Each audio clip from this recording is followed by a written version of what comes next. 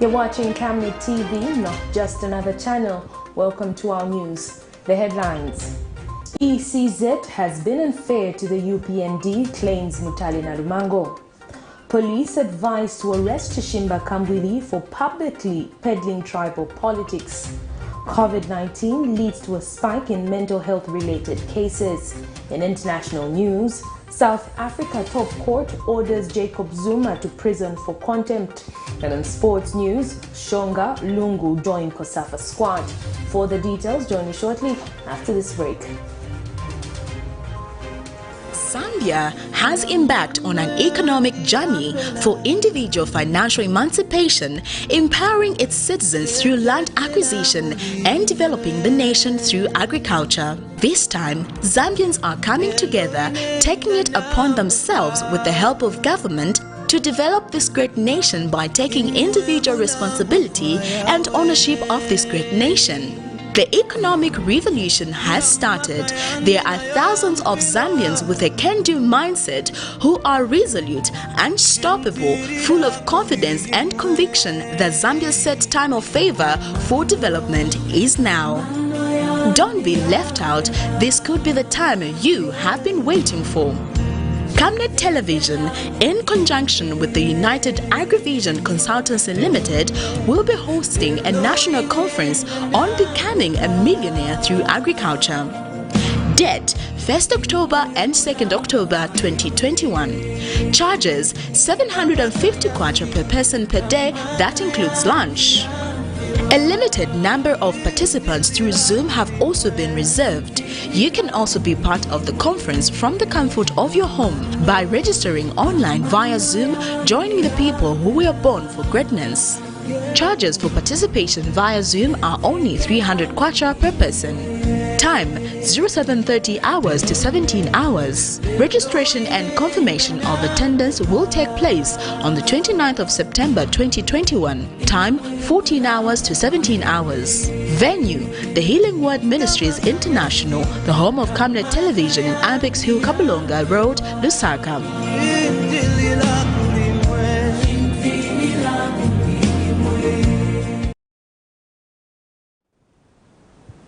With the details, my name is Liseli Kanyanga Mubanga.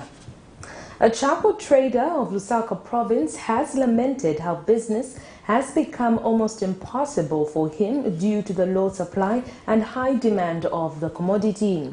Mr. Ndio Mugala has told Camnet News that the demand for the commodity is high, but people cannot afford as the prices are too high for people to manage. He has added that charcoal traders are forced to increase the cost of the commodity to the general public because of its high purchase. More in this report.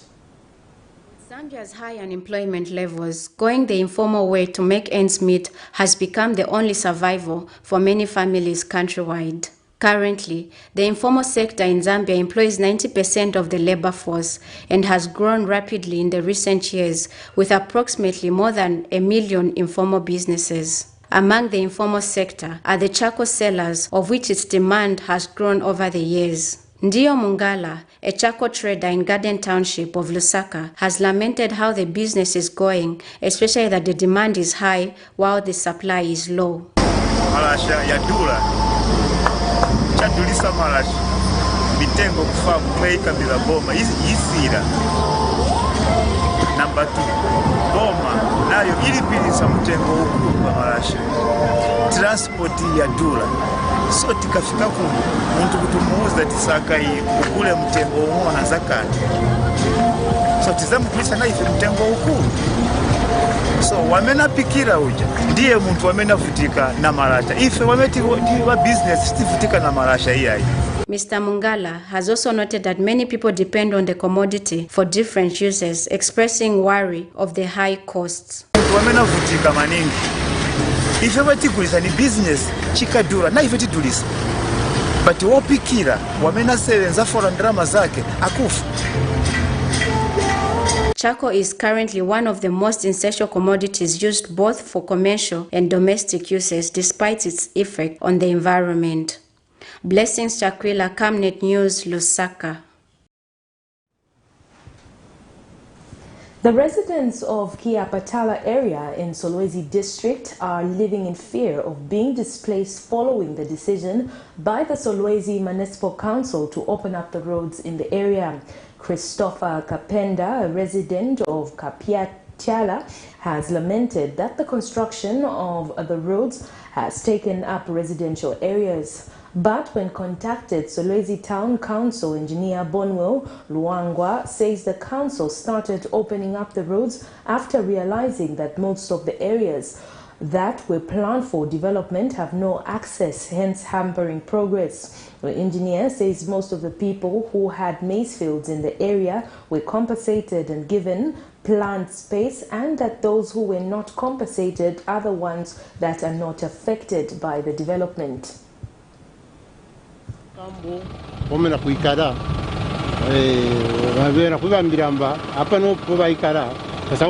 We are worried that the construction of the road in the area will displace us.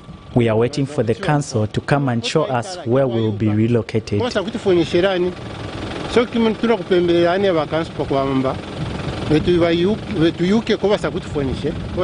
However, we wish to commend the government for the good work they are doing in developing the area by bringing the roads, because we can now see good structures coming up in the place that was a bush. Also other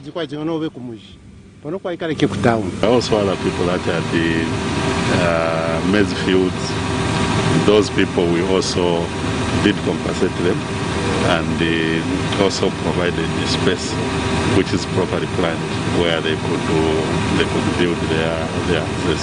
There are some that during the planning we just made sure that we left them where they are, but properly planned so that the plots are not encroaching on the road or in other open spaces that have been provided within the planned area. We started opening up these roads because we realized that most of the areas that are planned by municipalities, the access normally is not provided, and that makes development slow for people to transport materials to their plots. United Party for National Development Alliance Media Director Tabo Kawana has challenged law enforcement agencies to arrest CHISHIMBA KAMBWILI for inciting hatred against the Tonga-speaking people. Mr. Kawana notes that the laws are clear on tribal politics in the electoral cycle, hence it is only ideal that people driving such ill agendas are tamed. He regrets that Mr. KAMBWILI has been publicly peddling tribal politics at a time when the country is mourning Dr. Kenneth Kaunda. Mr. Kawana told a media briefing in Osaka Tuesday that the UPND alliance is above tribal politics and that it wants to steer inclusive development in the country. Zambia believes in what is called unity in diversity. Despite having many tribes, it has been and will always be one Zambia, one nation. Why politicians find it fashionable to demean other tribes is mind-boggling to many who understand democracy and good governance. But it can only be for political expediency, of course. The church has guided and advised politicians to stay away from tribal politics and focus on issue-based politics of informing the people how they intend to initiate development. However, tribal talk has been prominent in the build-up to the August 12 general elections.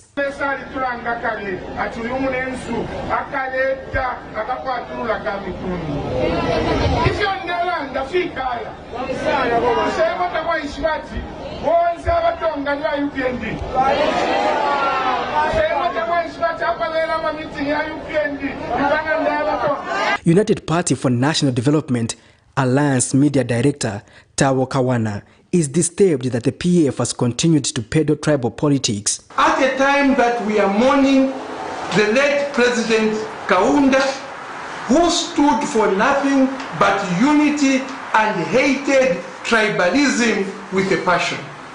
And KAMBWILI claims he's a student of Dr. Kaunda, that he learned a lot from Dr. Kaunda. So far what he's showing, he has learned nothing from Dr. Kaunda, because everything he's doing, Dr. Kaunda was stood against.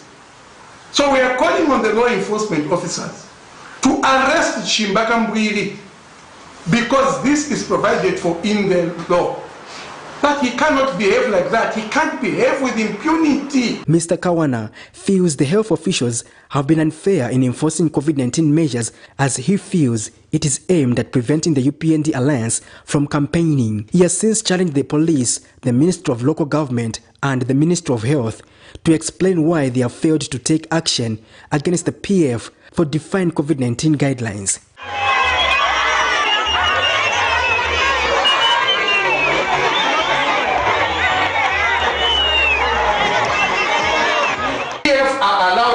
These things while we are told not to do that. And all this is designed just to basically stop us from campaigning.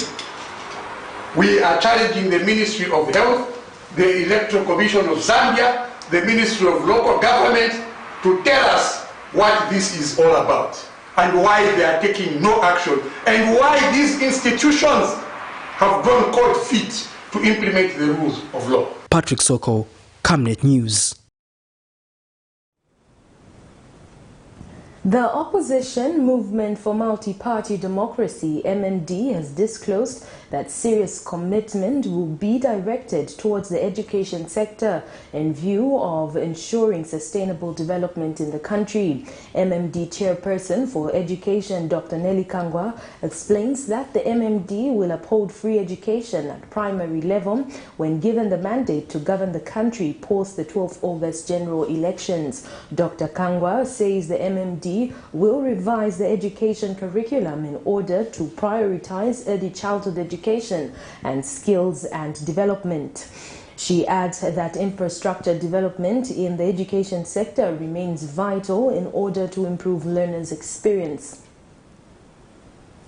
And when it comes to education, we will bring it down to where the child is starting from the early age, like from the age of 4, we want to tap into the skill. So before we even start talking about, money issues or who's going to pay what and whatever, we need to understand that every person created by God has got an inherent gift. So what we are going to do with the education is that we are going to bring in a curriculum where we are going to tap into the inherent gift of every child, and there's going to be a curriculum specifically to attend to the skills that every child is going to have, and there's going to be teachers who are specialized to begin tapping into those children's giftings, so that we keep improving that skill, because we have a lot of young people who have got inventions, but because the curriculum does not attend to such things, you find that every child has to get to qualify, has to first know how to count the legs of a mosquito. As much as all those things are important,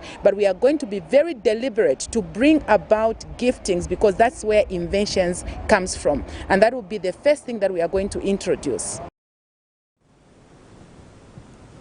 United, Prosperous and Peaceful Zambia, UPPZ, President Charles Chanda has vowed that once elected as the 7th Republican President, he will enact an immigration policy that restricts entry into the country by foreigners seeking employment. Mr. Chanda tells Camnet TV News that investment in some sectors will be a preserve of indigenous citizens. The opposition leader notes that the tourism sector is the most abused tool of entry by foreign nationals, adding that his government will only allow tourists into Zambia once proof of return tickets are shown to the immigration officers.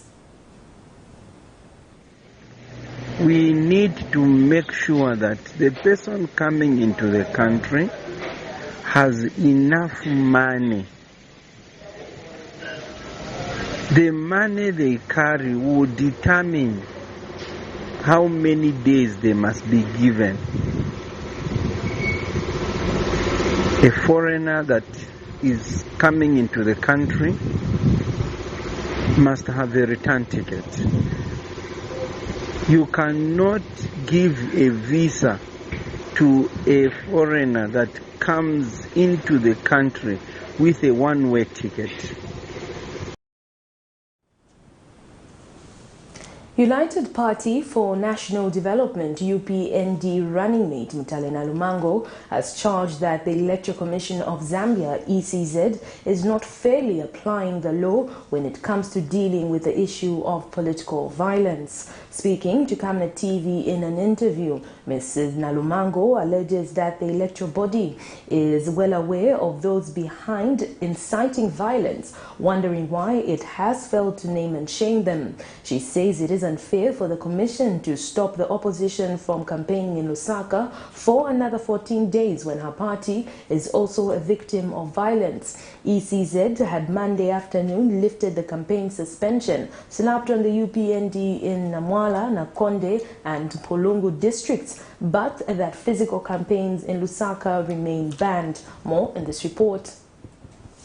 Monday, 28 June 2021, the Electoral Commission of Zambia decided to lift campaign suspension slapped on the ruling Patriotic Front PF and the United Party for National Development UPND in Namwala, Nakonde and in Polongo districts. The suspension on the campaigns were necessitated by political violence believed to have been orchestrated by the two political parties. The Commission, however, is not fully satisfied with the conduct of the Patriotic Front and indeed the United Party for National Development in Lusaka. The Commission has received a number of incidences in Lusaka that are under investigation.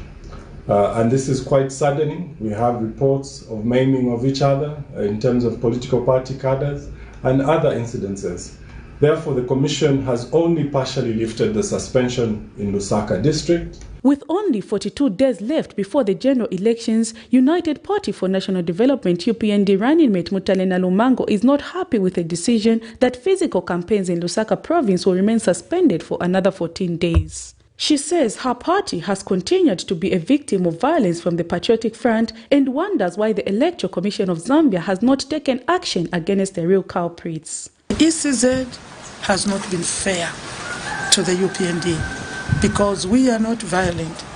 And I will still repeat this, that on the day of our roadshow in Lusaka, in Kanyama, PF came to attack. And they were repelled by the police. That is the work of the police. Not only to stop them at a distance, but to arrest people that go to other people's function. That is the law. That is the regulation that guides our elections. So if we are being attacked at our functions, and then we are called violent, I don't know the meaning of violence then. That means when they come to attack you, just receive it until they are tired of beating you, then they go and you continue. That is peace. Mrs. NALUMNAGO adds that the head of state has the power to order political violence to come to an end, but that the continuous reoccurrence of violence leaves much to be desired. A government that can fail to arrest a person who hacked that one like that is not a government at all. You are not there. You are not existing. You are a lame duck. Because now it's the president alone with the civil service. And he's the commander. He has the right to tell the police what to do. They can't fail to arrest.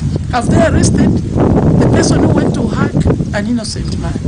It is unfortunate for Zambia to be like this, that UPND is coming in. And UPND running mate has expressed displeasure at the hacking of the UPND cadre by suspected Patriotic Front cadres in Lusaka, Chalala area, where he and other members were putting up UPND posters. Until we have reached that, to me that is killing, with intent to kill.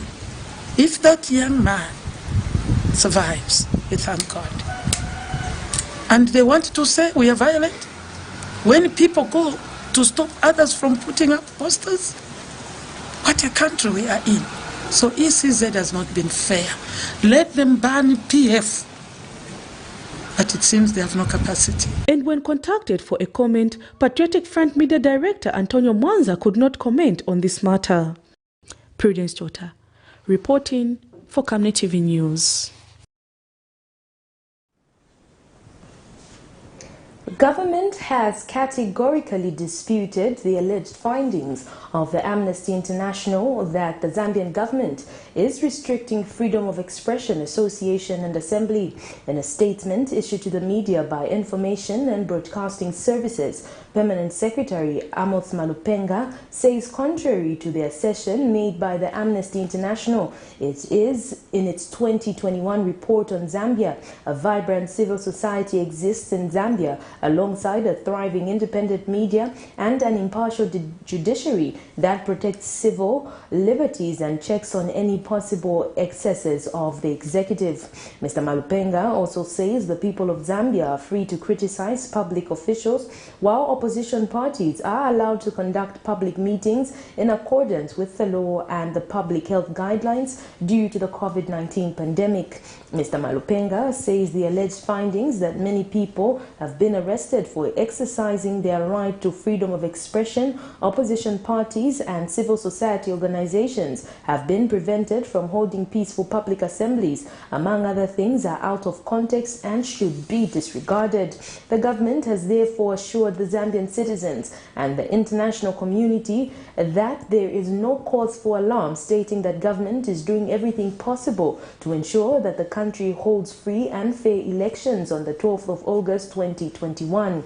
Monday, the 28th of June 2021, Amnesty International, in a report dubbed Ruling by Fear and Repression, Amnesty International Monday charged that years of intensifying repression have pushed Zambia to the brink of a human rights crisis ahead of the August 12th general elections.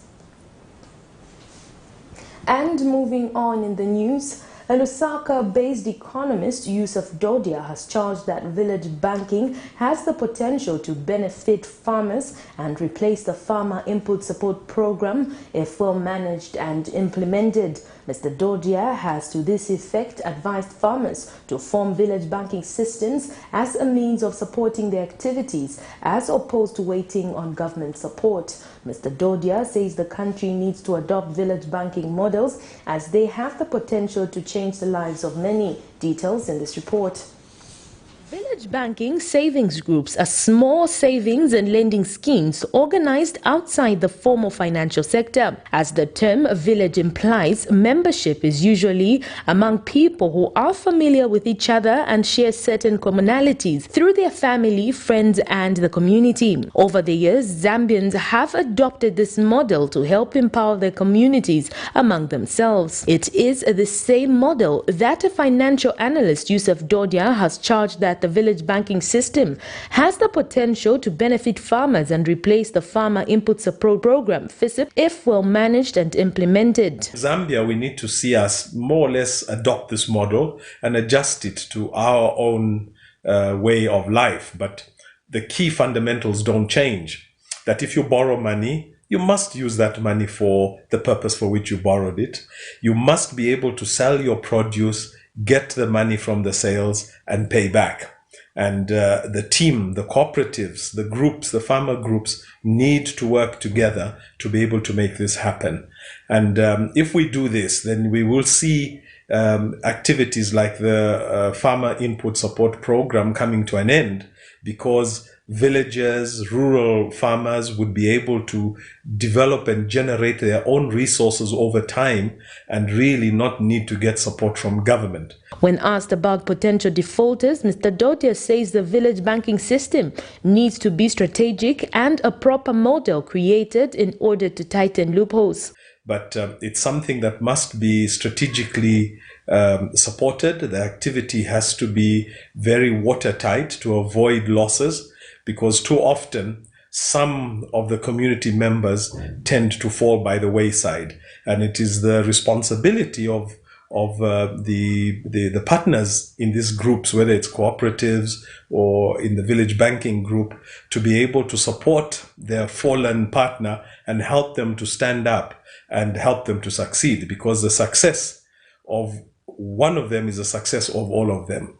The failure of one of them becomes the failure of all of them. And this is something that I think we need to think about very carefully. And let's look at the models that we've seen around the world and which ones we can work with, which ones we can adopt, which ones we can improve on to make sure that village banking in Zambia is a success and benefits the wider majority of Zambian people. Farmers Input Support Program FISIP aims to improve access of smallholders to inputs, promote private delivery of inputs, increase maize production, and improve farm incomes and food security. However, in spite of some achievements, this FISIP has not been successful to achieve most of its objectives, such as delayed delivery of inputs, which has negatively affected crop marketing seasons, and failure for farmers to graduate from receiving inputs annually to being independent farmers, among others. For a long time now, government has emphasized the need to diversify the economy through agriculture,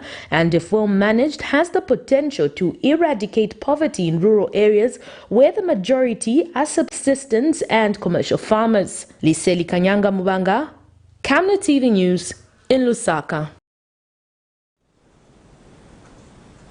Meanwhile, a financial analyst, Mambo Amaundu, has urged the general public to desist from falling into the trap of joining what he terms as get-rich money schemes to avoid losing their hard-earned money during this harsh economic times. Speaking to Camnet TV in an interview, Mr. Amaundu notes that most get-rich money-making schemes are easy to recognize, as they promise unrealistic profit margins within a short period of time. Mr. Hamaundu says no money is worth earning can be earned overnight like a lottery. It is too good to be true. Often turn out not to be true. You find that people are promised to say, put in so much and you double your money within a month, within 2 months. I mean, there's no business which can give you money in such a period of time. So you should be able to realize, to say that there is something suspicious. You know, of course they usually go around to say, no, but this one got their money and the other person got their money. But at the end of the day, you'd find that there will always be more people who will lose. So these are just schemes which are actually meant to, for lack of a better term, defraud people out of their money. So I would like to urge the public out there to say, be careful, desist from putting money in ventures which are suspicious. Even your conscience is telling you to say this is not very correct, but you still go ahead because you are gullible. You think that you can make a quick buck. Desist from it. They are just mere schemes to really get money from people. And you know, often the time people say, no, but it has never happened to me. Yes, it has never happened to you because you have not put your money in there, but if you put it, there's a high possibility that you will lose your money. Zambia Tax Platform says the COVID-19 pandemic has intensified the already existing gender inequalities and unmasked the weaknesses in the Zambia's social and economic systems. Platform Social and Economic Investment Monitoring Analyst MUTALE says there is urgent need for rescue packages specifically aimed at providing social and economic support to women.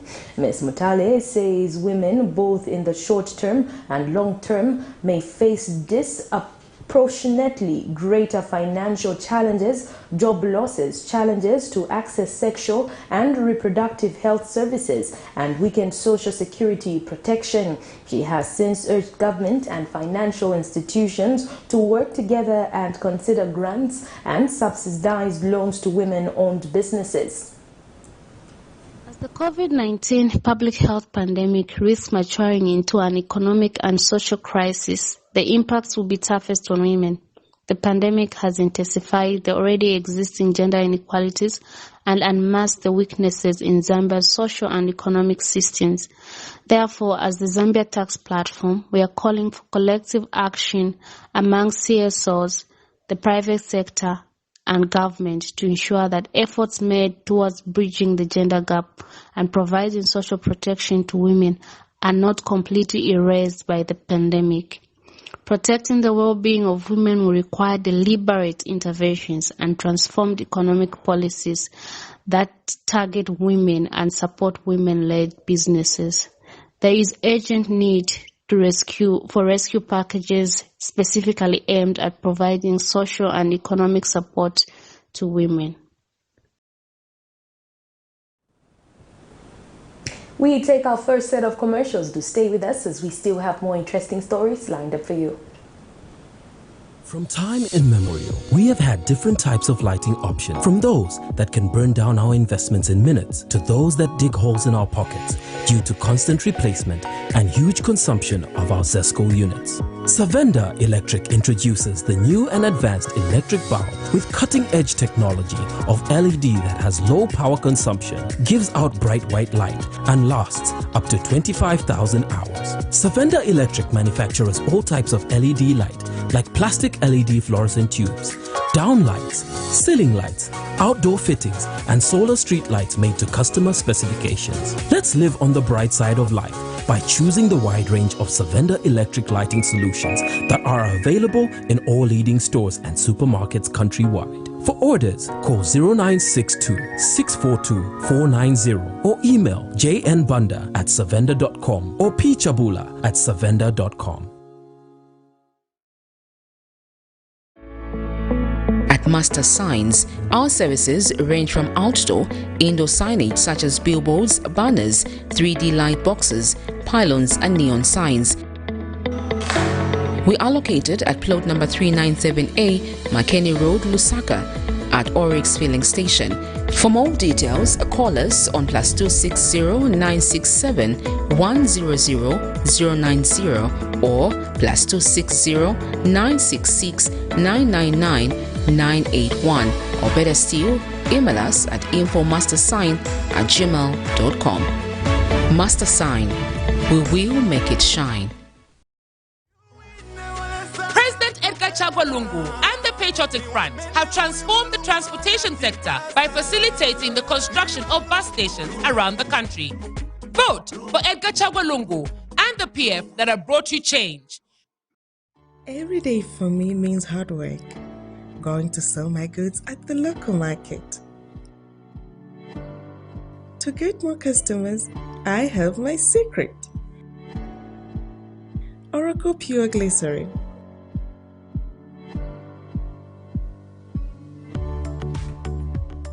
It's soft, smooth,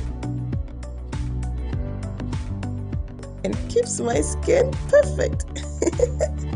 And my customers know it. Thank you, Oracle, for my perfect skin.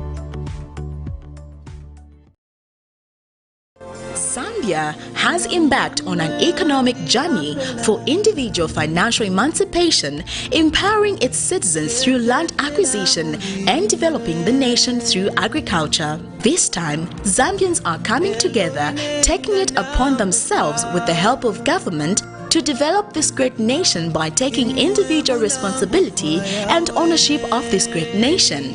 The economic revolution has started. There are thousands of Zambians with a can-do mindset who are resolute, unstoppable, full of confidence and conviction that Zambia's set time of favor for development is now. Don't be left out. This could be the time you have been waiting for. Camnet Television, in conjunction with the United Agrivision Consultancy Limited, will be hosting a national conference on becoming a millionaire through agriculture. Date 1st October and 2nd October 2021. Charges 750 kwacha per person per day, that includes lunch. A limited number of participants through Zoom have also been reserved.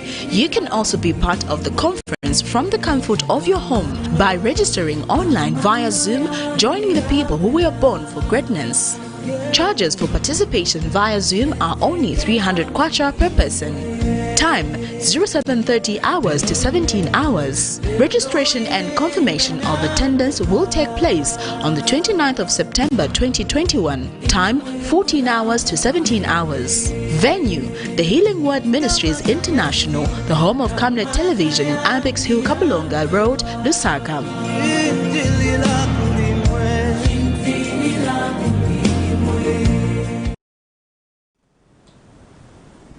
Thank you so much for staying with us. We continue with the news. The Zambia Medical Association has warned that the failure to provide economically reflective incentives to frontline workers may derail the COVID-19 fight, as workers may abandon stations in fear of falling ill and dying.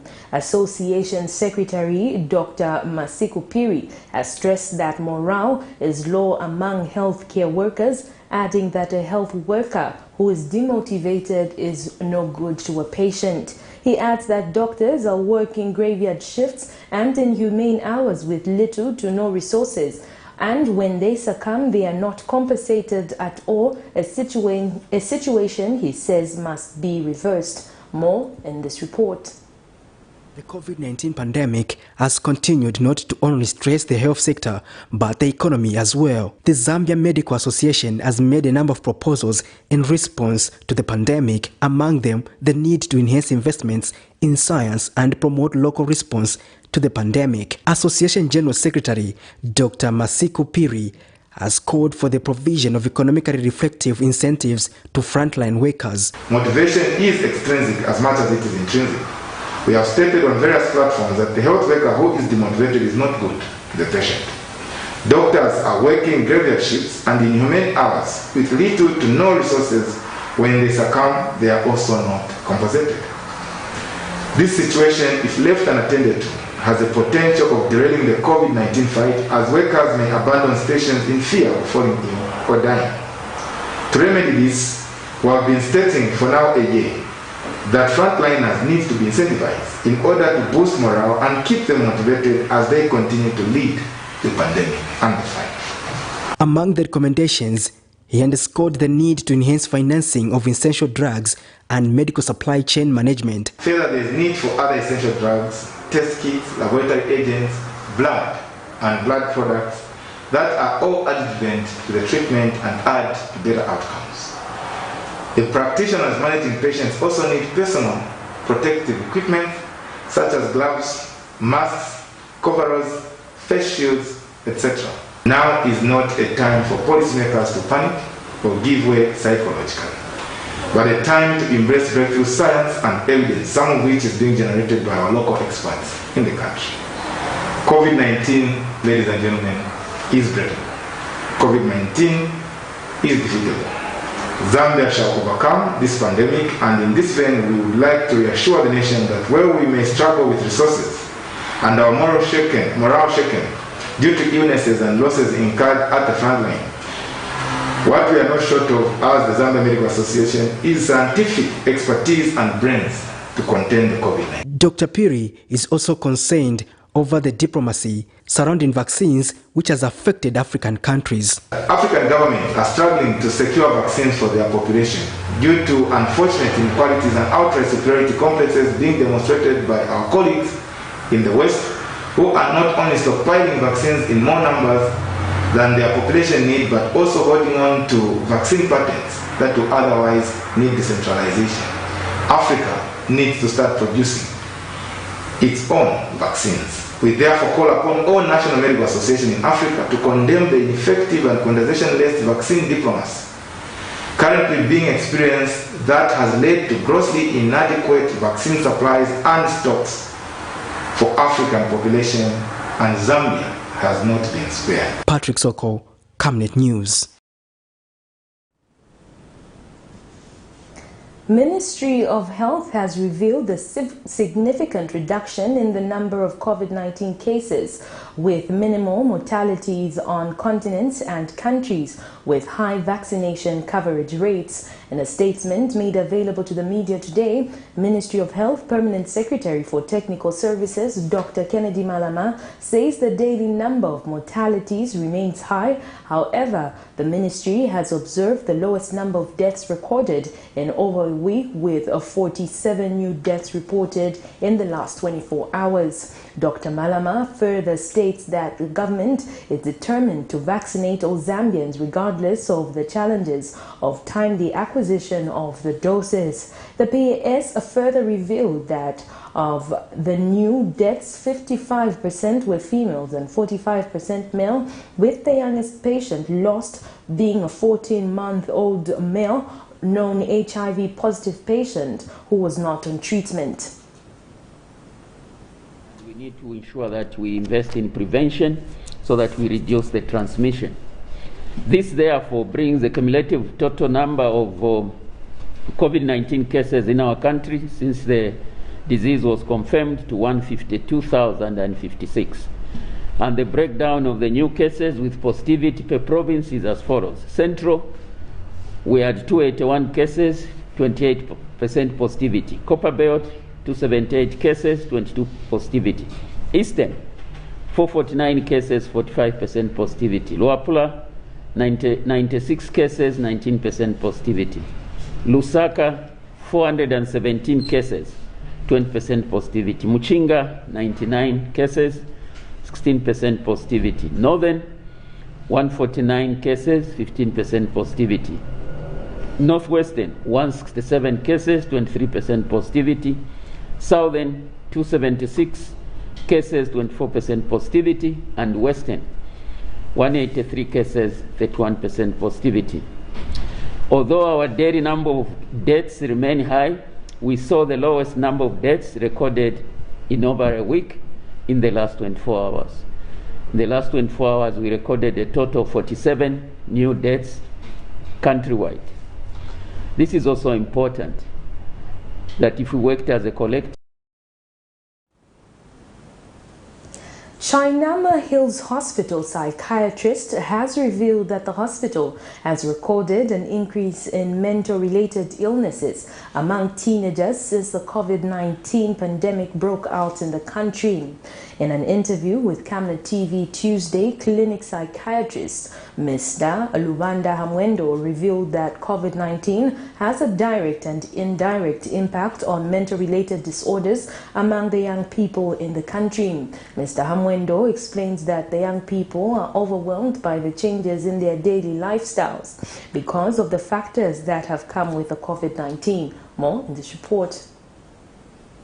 Mental health, often associated with alcohol and other substance abuse, is rampant among the teenagers, with most common disorders in Zambia being acute psychotic episodes, anxiety, and active disorders. Worldwide, pandemics also put a toll on people's mental health. In this regard, the COVID-19 pandemic has put more pressure on people, resulting in high numbers of mental disorders due to increased anxiety. This is evidenced in more reports on suicide cases, drug abuse, and other forms of mental disorders in society today since the incoming of the pandemic. Lubinda Hamwendo is a psychiatrist at Shainama Hills Mental Health Hospital. With the increase of COVID-19 cases, we are seeing more of mental health issues. So people are likely to be more depressed because we see that one of the treatment plans for things such as depression and anxiety are socialization. So if a person is confined to their house instead of going for work or going to school, we see that the depression and anxiety that they have might become worse. Then we're seeing also an increase in people who have things such as schizophrenia and other mental illnesses. This is simply because the judgment of these people is distorted, so they are less likely to comply with the COVID regulations that have been put forth by our health institutions. Lubinda Hamwendo further stated that children, just like any other human being, are expected to observe the public health guidelines, hence distressing their mental health. And we have also seen an increase in the amount of teenagers. Teenagers, I mean people who are still going to school, people who can be in colleges and high school abusing substances. This is simply because they are having a lot of time to themselves, so they want to use this time in taking part in frivolous activities, and these frivolous activities sometimes can be the use of drugs. So these are things that we are seeing in mental institutions with the rise of COVID-19 that we are facing as a country. Mr. Hamwendo has meanwhile urged all mental health institutions to engage youths in various sessions and recovery activities, which he says is key in stabilizing mental health wellness among young people during this COVID-19 pandemic. Alex Chimba reporting for Camnet TV, Lusaka. Federal Government Party President Major Patrick Mpundu has commenced judicial review proceedings against the Attorney General and Chief Registrar of Societies for declining to register his political party. In his note of application for leave to apply for judicial review, the applicant states that on the 10th of May 2021, the Minister of Home Affairs declined to register the federal government party in accordance with Section 13 of the Societies Act, Chapter 119 of the laws of Zambia. He is seeking a declaration that the method, procedure, and process used by the respondent to arrive at the said decision while purportedly acting pursuant to Section 16, 38, and Rule 18 is illegal, procedurally improper, and mala fides. More in this report. A new political party whose registration has been declined has taken up the stance to commence judicial review proceedings against the Attorney General and Chief Registrar of Societies. In this case, Federal Government Party President Major Patrick Mpundu, who is the applicant, has cited the Attorney General as first respondent and Chief Registrar of Societies as second respondent respectively. In his notice of application for leave to apply for judicial review, the party president states that on the 10th of May 2021, then Minister of Home Affairs declined to register the federal government party in accordance with Section 13(4) of the Societies Act, Chapter 119 of the laws of Zambia.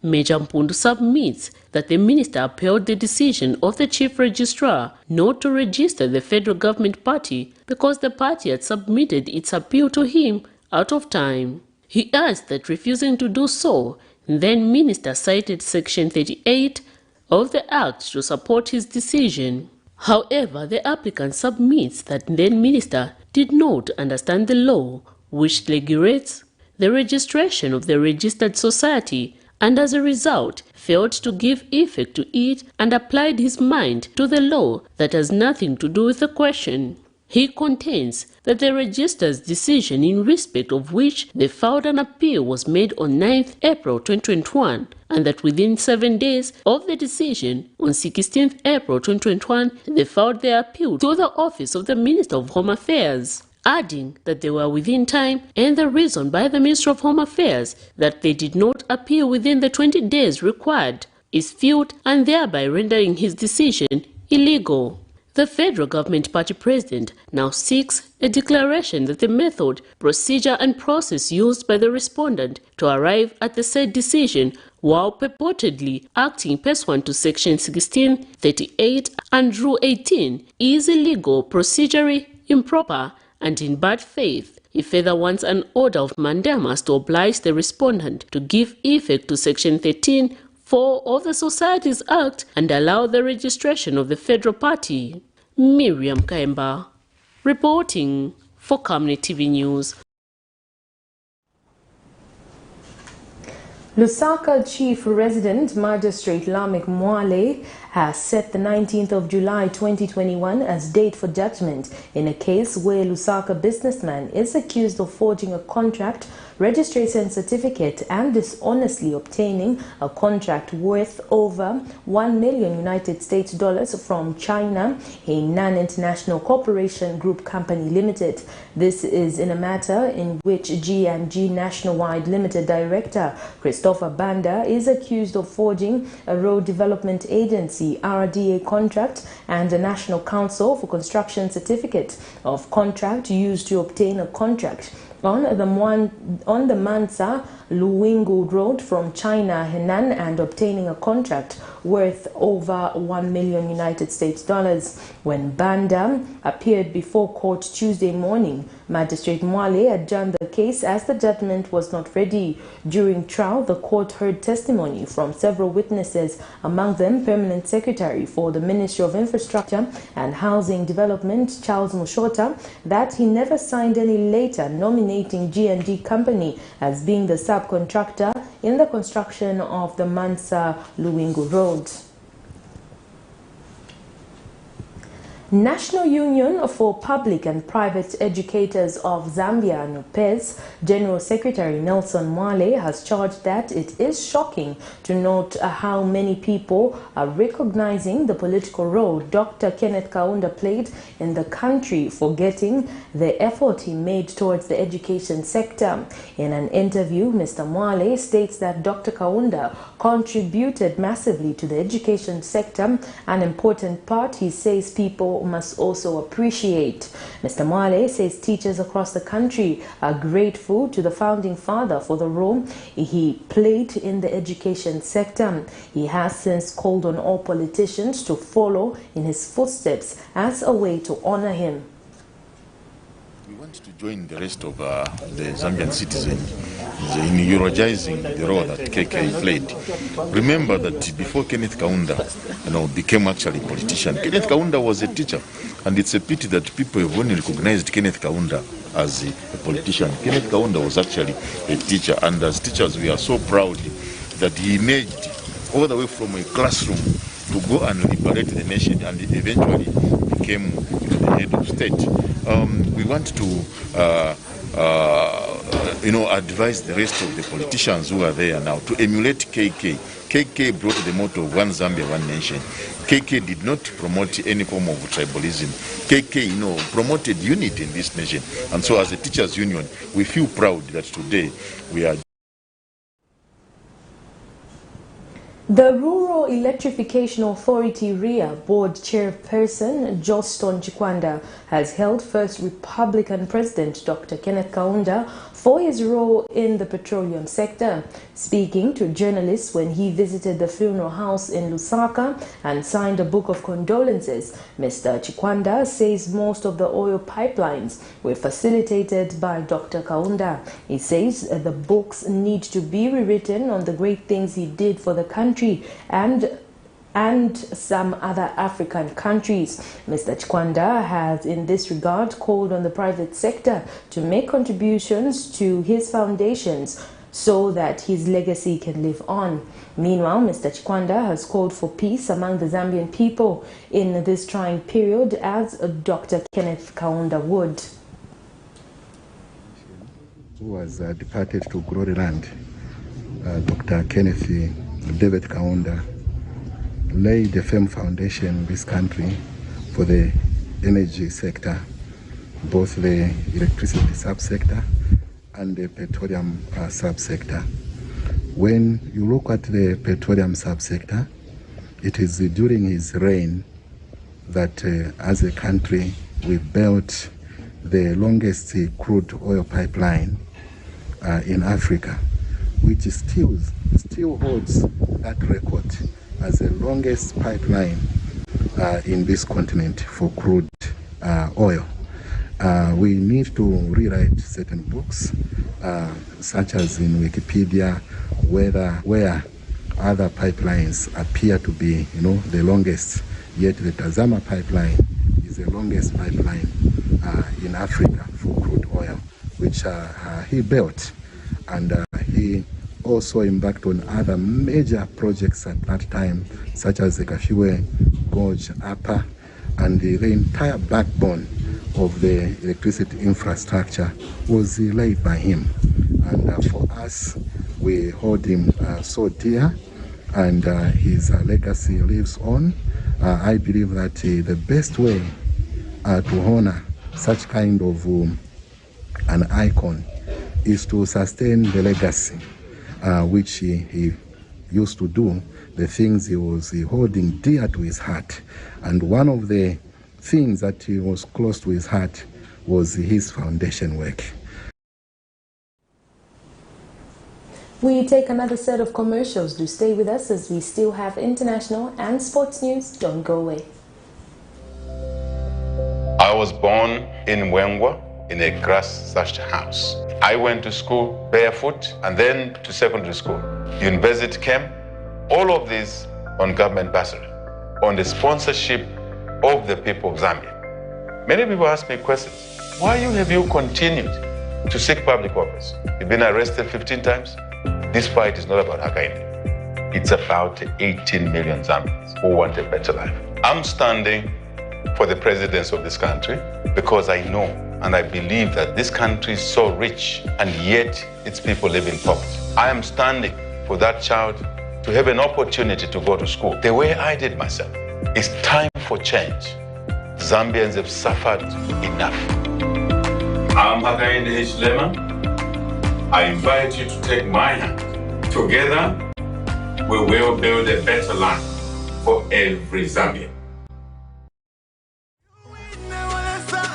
Harry Mwanga Nkumbula International Airport, located just 15 kilometers from the Victoria Falls, is now one of the best and busiest airports that Zambia has. Vote for Edgar Chagwa Lungu and the PF that have brought you change. In this fast-paced era of industrial boom and population growth, there is need to invest in smart ways of managing electricity and water consumption and reducing utility billing costs associated with the postpaid billing system. At Savenda Electronics, we manufacture right here in Zambia different types of high-quality smart electricity and water meters to customer specifications. Savenda Electronics water and electricity meters help you monitor your usage and gives notifications such as low units, tampering, low battery, and many other features. These easy-to-use meters makes it easier to buy units even in these COVID times and top up just from the comfort of your space. Favorable contract terms are available to both electricity and water utilities. For more details, get in touch with us on the following numbers: 0956 580 349 or 0977 498 318. Savenda Electronics, the real deal. 2021 has been described as a highly politically charged year. This is because every 5 years the country goes to the polls, and that 5 years elapses with only a few months remaining down to the ballot. The battlefield to appear on the ballot is becoming fertile. A lot of people are expressing interest of appearing on the ballot. In all this, our interest is to put the duty bearers, the leaders, and those aspiring to task by asking the relevant questions. If you're an aspiring candidate, be it councillor, mayor, or member of parliament, get in touch with us to get yourself on the verdict. We go beyond speculation in dealing with policy and governance issues. The right questions are asked to help you make a verdict. For more details, you can call us on 0962 965883, 0979 753010, or email us info@camnettvafrica.com. Terms and conditions apply. Join us on Camnet TV every Monday, Tuesday, Thursday, and Friday at 17:45 hours on a new program dubbed The Verdict.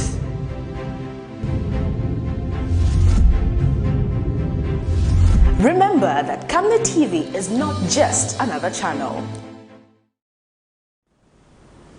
Thank you so much for staying with us. We continue with the news. In international news, former South African President Jacob Zuma has been found guilty of contempt of court and sentenced to 15 months in jail by the country's top court.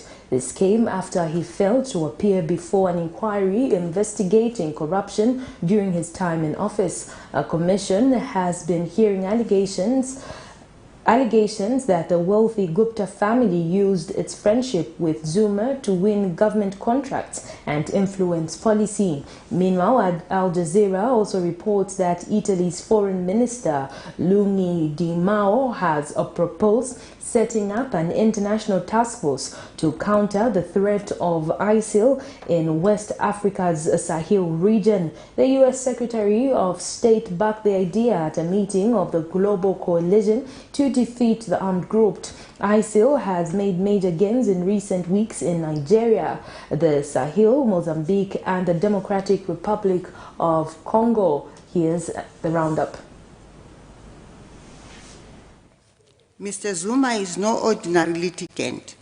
He is the former president of the Republic of South Africa, who continues to wield significant political influence and in whom lies a great deal of power to incite others to similarly defy court orders. His actions and any consequences or lack thereof are being closely observed by the public. So if his conduct is met with impunity, he will do significant damage to the rule of law. The unique political position that Mr. Zuma enjoys as the former president constitute a further exceptional feature of this matter that justifies a punitive sanction. The UN has 12 peacekeeping missions, from the Central African Republic to the Golan Heights, from Cyprus to the Democratic Republic of Congo. But all those missions and the nearly 100,000 troops and other staff that work in them may have to stop all their operations in just a matter of hours. A failure to reach a deal on a new budget means all staff will be confined to their bases. There would be a curtailment of operation that would very severely limit the ability of the missions to implement their mandate. That is to say, protection of civilians, supporting host countries on COVID-19 response, and support to political efforts, and mediation, and other key elements of our mandates. We have to prepare for this eventuality that the General Assembly, the Peace Committee, may not be able to complete that work in time.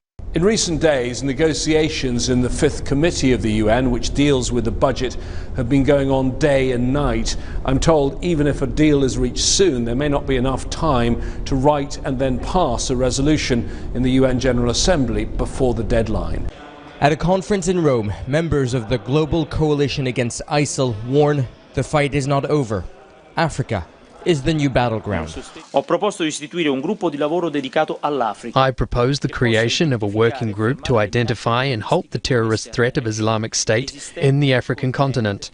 We welcome some African countries that are not members of the coalition, such as Burkina Faso, Ghana and Mozambique, invited as observers.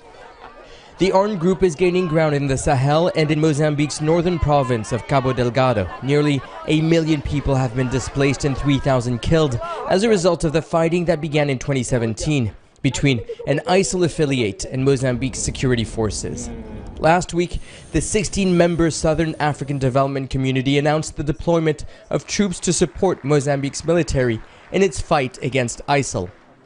Our approach rests on the basis that terrorism is a global threat, and if we want to defeat it, we must further our understanding, with the prospect of eradicating it from our entire region. I would like to assure you that in Mozambique we are deeply aware of our responsibilities.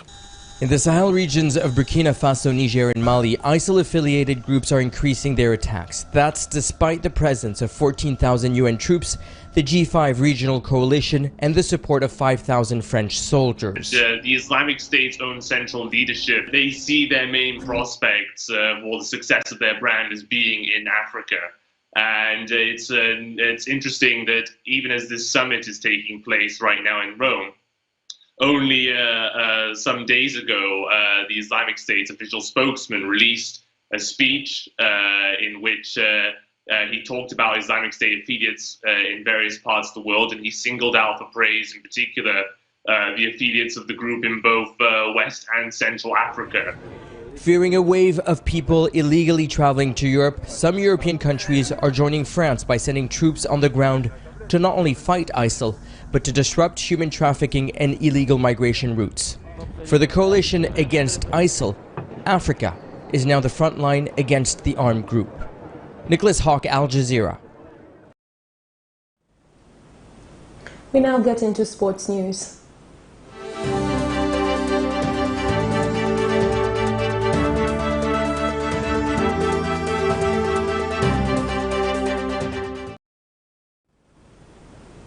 And in sports news, the Chipolo Polo boys have regrouped in Lusaka ahead of the 2021 COSAFA Cup that runs from July 6 to 18 in Port Elizabeth. Coach Mitchell has handed some players from the under-17 and 20 squads that he hopes can make the cut for the tournament. Under-17 skipper Miguel Chaiwa and his teammate Joseph Banda have been roped with Jimmy Mukea and Prince Mumba from the under-20 pool. Cape Town City midfielder Justin Shonga and Gapani Lungu of Supersport United are among the foreign-based players that have joined the group. Also in camp is Bradley Mwene, who pulse his trade in Portugal. Some more foreign-based players are being awaited, with the Polokwane City duo of Salulani Piri and Cyril Chiwe expected to join. Others being awaited are goalkeeper Kennedy Mwene, Augustine Mulenga and Roderick Kawe of Black Leopards. Defending champion Zambia is in Group B alongside Malawi, Comoros and Madagascar. Only the top team in each of the three groups and the best placed runner-up will advance to the semi-finals in what is a change in format for the tournament this year. That means each side is guaranteed 3 games up to a maximum of 5, which will provide vital preparation for the national teams involved in 2022 FIFA World Cup qualifiers later this year.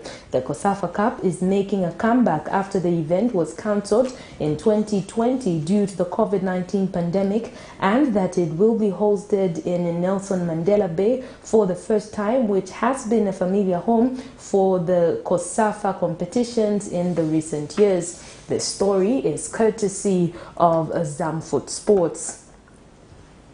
Well, that sports story brings us to the end of the news, but before we go, a recap of the headlines. ECZ has been unfair to the UPND, claims MUTALE NALUMNAGO. Police advised to arrest CHISHIMBA KAMBWILI for publicly peddling tribal politics. COVID-19 leads to a spike in mental health related cases. And in international news, South Africa top court orders Jacob Zuma to prison for contempt. And in sports news, SHONGA LUNGU joined COSAFA squad. We now look at the Camnet verse of the day, which is coming from the book of 2 Peter 3 verse 19, and it reads, "The Lord is not slack concerning his promise, as some men count slackness, but is long-suffering towards us, not willing that any should perish, but that all should come to repentance." On behalf of the entire news production crew and myself, Liseli Kanyanga Mawanga, thank you so much for watching Camnet TV News on Camnet TV, not just another channel.